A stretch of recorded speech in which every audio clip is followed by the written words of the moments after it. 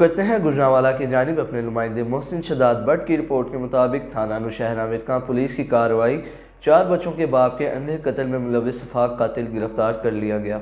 थाना नौशहरा मिरका पुलिस ने कलील मुद्दत में कत्ल की वारदात में मुलविस मुलजिमान को गिरफ्तार कर लिया गया। मोरखा 27 फरवरी 2022 को 3 कस मुलजिमान ने मुसम्मी अख्तर अली को रात के वक्त मिलाने में छुरियों के वार करके बेदर्दी से कत्ल किया। कत्ल करने के बाद मुलजिमान ने लाश को खेतों में फेंक दिया और मौके से फरार हो गए।